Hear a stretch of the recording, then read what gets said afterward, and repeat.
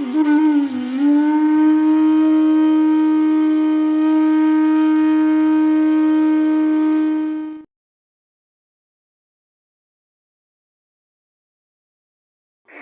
ભાવ સત્સંગ વિના કદાપી થઈ શકશે નહીં. તમને ભાવ ક્યારે આવે? સત્સંગ દ્વારા. તમારી સગાઈ થઈ હોય, તમે ખાલી જોવા આવ્યા હોય ત્યારે મળ્યા હો, પછી તમારા ભાઈ કે એ મારા ભાઈબંધનો ભાઈબંધ છે, સ્વભાવ બહુ સારો છે. વળી પાડોશી કે અમારા ગામની દીકરી છે ને એની સાસુ છે, આ જરાય ચિંતા ન કરવી, હાવ ભગવાનના ઘરનું માણસ છે. વળી બાપુજી આવે, બટા આપણો ને એનો વેપાર એક છે, એટલે વેપારી એ બધી તાર સસરાની સારી ઓલી આપી છે. જો આ બધી લૌકિક લીલા સાંભળી તો એના વરમાં એને કેવો ભાવ આવ્યો કે અરે મને આટલું સારું મળ્યું. આવું સારું પાત્ર પેલાની વાત છે. અત્યારે તો બધા હાથે ઓલું ઈમેલ ફલાણો, આપણે અત્યારનું કોઈ સંબંધ જ નહીં, કારણ કે અત્યારે સવારે થયું હોય ને સાંજે તૂટી ગયું હોય, ખબર ન પડે. આ તો ભાવની જેને ફેરા ફેરા છે એની વાત છે.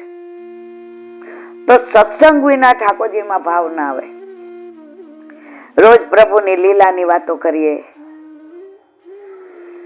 પ્રભુના વ્રજની વાતો કરીએ, સામનેજીની વાતો કરીએ, બરસાનાની કરીએ, નિત્ય નવતર, તો ધીમે ધીમે પ્રભુમાં ભાવ વધતો જાય. એ ભાવ સત્સંગ વિના કદાપી થઈ શકશે. આ જો હું નથી કહેતી, એમાં હું કરું એને સત્સંગ કહેવાય નહીં. હો ભાઈ, હું મને તો આવડતો નથી. આમ હું ક્યાંકથી લઈને તમને આપું છું. ઘણા લોકો હોય ને વ્યાજે પૈસા ફેરવતા, એની ભાઈ ન હોય, એ બીજા પાસે ટકા એ લે ને બીજાને 2% આપે. એટલે હું મારા વાલા બીજા પાસે લઉં છું ને તમને દઉં છું. મૂળ મારું નથી. હો, મને તો કાંઈ આવડતું નથી. ગૃહ, સ્ત્રી, પુત્ર, ધન વગેરેમાં રહેલા સર્વ પ્રકારના રાગનો, આસક્તિનો અભાવ સત્સંગમાં સાધન છે. આ બધાને પ્રેમ હોય, સ્ત્રીમાં હોય, ઘરમાં હોય, પુત્રમાં હોય, પ્રતિષ્ઠામાં હોય, પ્રશંસામાં હોય. જેમ જેમ સત્સંગ કરતા જાવ ને એમ એમ આ બધામાં અભાવ આવતો જાય, એમ એમ તમને ફીલ થતું જાય. ઘણા વૈષ્ણવ ફોન આવે, મનમાં એવી વ્યથા હતી, એમ થતું હતું કે ફોન ઉપર ન પૂછાય. કોક સાંભળે તો મળવા જાય ત્યારે હીલાબેન આ વાત કરો, અલૌકિક. એ કે હીલાબેન એ જ દિવસે આ પ્રશ્ન જવાબ સત્સંગમાં આવી ગયો હોય. આ કોની કૃપા છે? વલ્લભની. વલ્લભને ખબર છે આજે આમ શું બોલાવું, કોના મનમાં કઈ વ્યથા છે. તો સત્સંગ વિના શ્યામમાં સમીપ નહીં જવાય. શ્યામની સમીપ જઈ અને સાનિધ્ય પ્રાપ્ત કરવું પડશે. તો સત્સંગ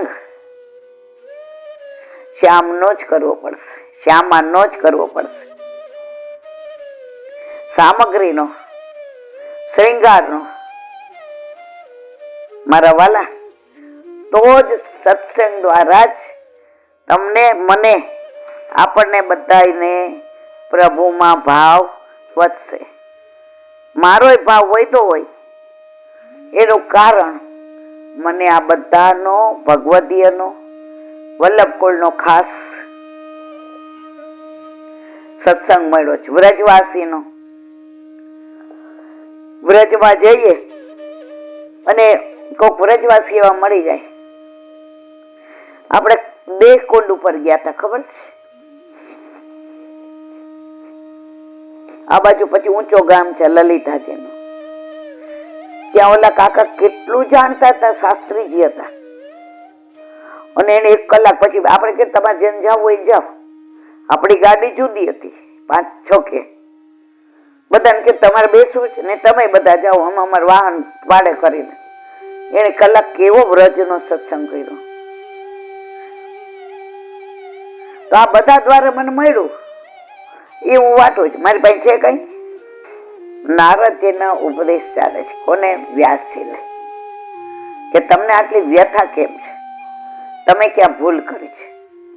નૈષ્કર્મપ્ય ચ્યુત ભાવ વર્જિતમ ન શોભતે જ્ઞાનામલમ નિરંજનમ ઉત પુનઃ શશ્વત ભદ્રમિશ્વેશ્વરન ચાપિર્તુ કર્મ યદપ્યકાર.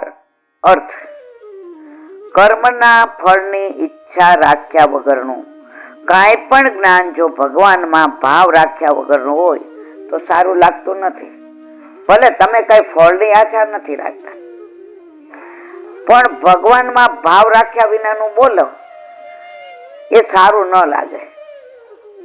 પછી ભલે ને તે જ્ઞાનમય હોય, પવિત્ર હોય અને નિરંજન કલ્યાણકારી હોય, તો પછી જે જ્ઞાન અમંગળ હોય, ભગવાનમાં ભાવ રાખ્યા વિનાનું હોય, ભગવાનમાં અર્પણ કરેલું ન હોય, તો આવું જ્ઞાન તો ક્યાંથી શોભે? મહાભારત. અને શોભા વિનાનું આ જ્ઞાન મનને ક્યાંથી શાંતિ આપે? સુબુદ્ધિની છે. ભક્તિ સહિતના જ્ઞાનથી જો ફળ મળે તો તેમાં શંકા થાય કે આ ફળ ભક્તિથી મળ્યું છે કે જ્ઞાનથી મળ્યું છે. જે જ્ઞાન, આ શંકાનું નિવારણ કરવા માટે કેવળ ભક્તિ અને કેવળ જ્ઞાનને સમજવું જરૂરી છે. જે જ્ઞાન અચ્યુત ભગવાનની ભક્તિ વગરનું છે, તમારી પાસે ગમે એટલું જ્ઞાન હોય પણ ભગવાનની ભક્તિ વિનાનું હોય, એ જ્ઞાનની કોઈ કિંમત નથી. ભગવાનમાં ભાવ વર્જિત, ભાવ વગરનું છે,